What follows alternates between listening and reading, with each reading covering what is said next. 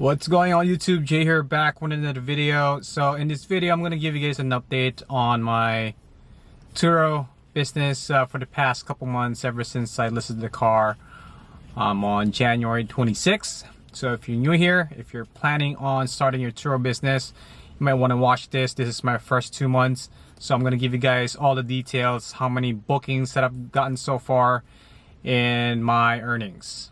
So let's start with February.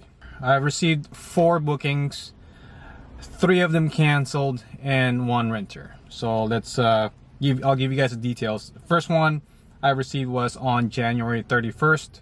That's what, 5 days later after I listed the car.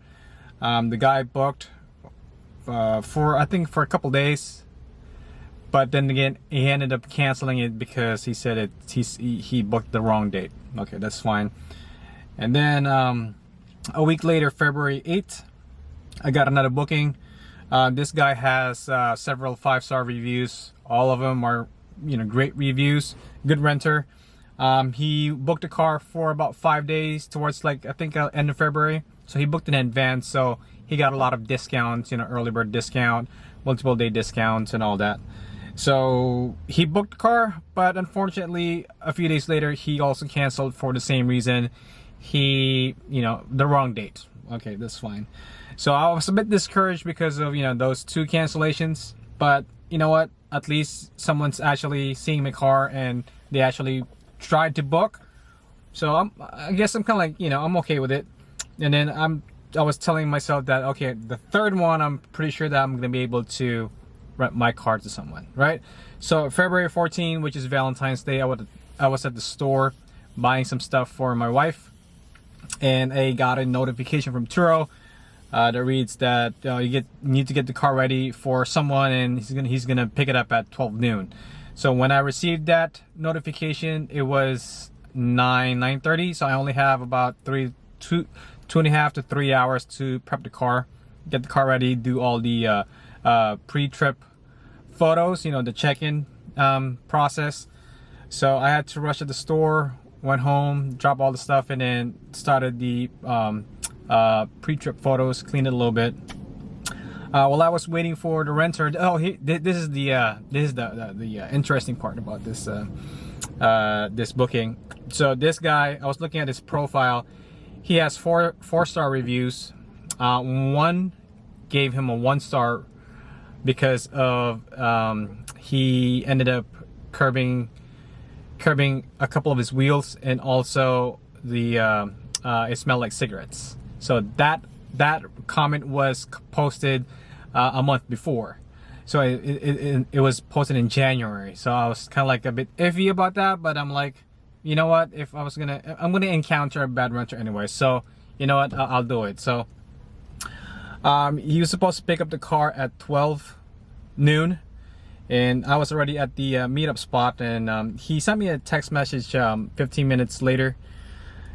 He was asking me if it's okay for him to bring a paper copy of his driver's license, which is a red flag, and you're not supposed to be doing that anyways. And I said no. So I told him, you need to get your driver's license. I'm not going to release the car without your driver's license. You're not supposed to be driving the car with paper driver's license anyway. So he said, oh, okay, yeah, I'm going to go back though. It's going to take him 45 minutes. And I'm like, okay, so if you're going to be driving back and to pick up your driver's license and come back and pick up the car, what time are you going to get here? And then he said he's going to get here about around 2 o'clock. So the meetup time is 12, and he's going to pick up the car at 2 hours later. So I'm like, I'm supposed to be working, So I ended up calling TURO, and I guess there's 2 departments that handles the ID verification and also no-show, because after 30 minutes, if the renter does not show up, you can do as a no-show, and they'll cancel the booking. So because I have this gut feeling that this is gonna be a bad renter anyway, so I'm like, just cancel it. TURO kind of gave me the runaround because of 2 departments dealing with 2 different issues. So but eventually I was talking to this lady on through the app, And she asked me, I already took off with the car because it's already like, you know, an hour later and he's not there yet. But she asked me, do you have the car? So I responded, yes, I have the car. I already drove out. I drove out and I went to work already. And then she goes, in all caps, do not hand over the vehicle. So I'm like, oh shoot, okay. She didn't, you know, tell me any details about that, but I'm like, okay, I already left and just canceled the trip. And then while I was actually talking to her, the guy keep sending me messages that, you know, he's on his way, blah blah blah blah, that he's only 19 years old and it's difficult for him to rent a car, you know. And then he sent me a message telling me that he was already at the meetup spot standing by my car. And I'm like, I'm already driving my car, so I don't know what you're talking about, right? But I didn't send him that. The lady from TURO told me to just ignore him. So, and then eventually they canceled the trip. So that was my first experience with a bad renter. At least I have the car, nothing happened to the car, of course. So after that, I was a bit discouraged. So I kind of, you know, blocked all the schedules for mostly the entire month of February because of that. And also I need to replace my armrest because there's a crack. So every time you put your arm on it, and it starts to make noises. So it's kind of annoying. So I figured I'd replace that and put something else. That's why on my previous video about, you know, when I met my first renter, I took my armrest out and replaced it with the pocket thing. Anyways, so that was that. After you know, I finished all the stuff that needs to be done to the car, I relisted the car again towards the last week of February, and I was able to get a booking for about 4 days. So that was from she took the car from February 25th to March 1st. So since there's an overlap, the income from that trip will be added to the March income.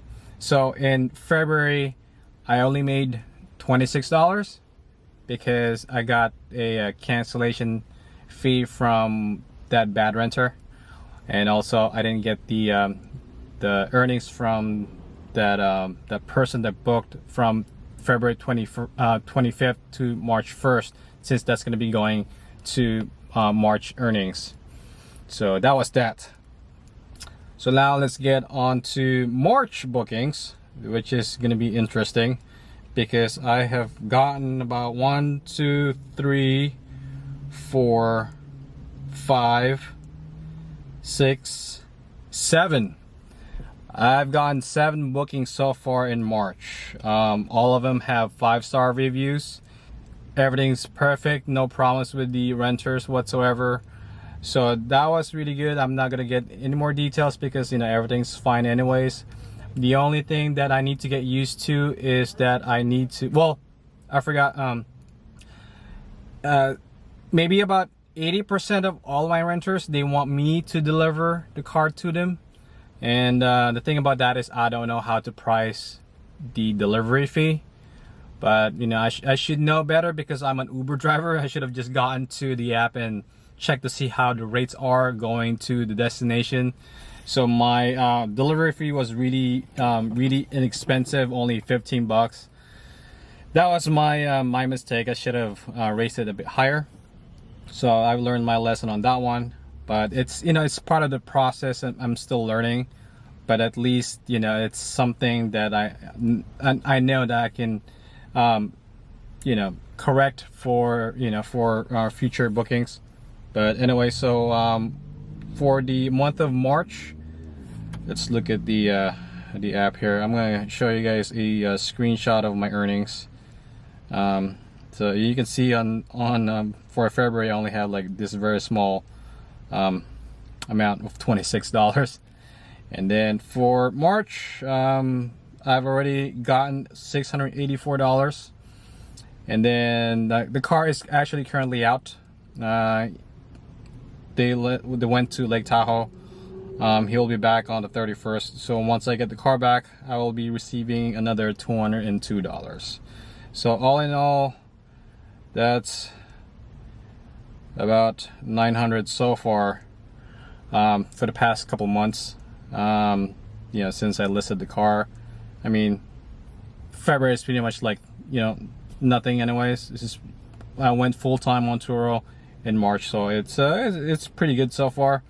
And I figured after that, after this one trip, I'm going to raise the prices a little bit, because right now I'm at the bottom. It's actually set in automatic pricing.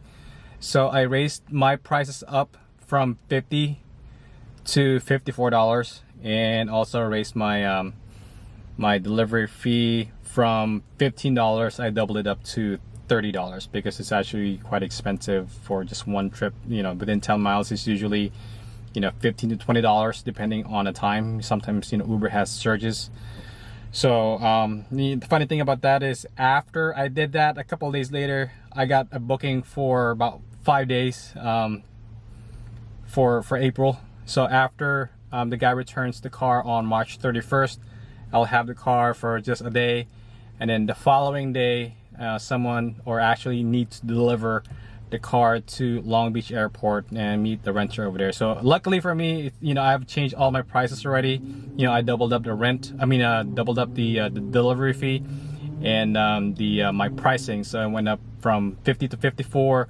Delivery fee is $30. I think I should do 40, because Long Beach is not close over here. Maybe about 20 minutes away. So depending on the time I go over there, or I Uber myself over there, you know, prices may go up. So I don't know. So yeah, so far that is my experience for the past, or my experience and my earnings for the past couple months on TURO. I'm actually planning on getting another car. I'm still kind of like in the process of still searching for the right car. So I don't know, but I'll make another video about that, as far as like what should I get and what's my thought process on it. So, but yeah, that's about it, guys. It's almost 5 o'clock. I have bonuses coming out on Uber Eats. Yeah, they currently have a promotion. After 6 trips, I get $6, and then 8 trips, you add 2 more to the 6 trips, you get extra $12, which is good. And then 1 more trip, and then I get $13. Yeah, it starts at 5 o'clock, so I'm gonna do that. So yeah, guys, thanks for watching this video. If you have any more questions, concerns, suggestions, please comment below. And if you have any questions that you want me to answer, just let me know, and I'll see you guys in the next video.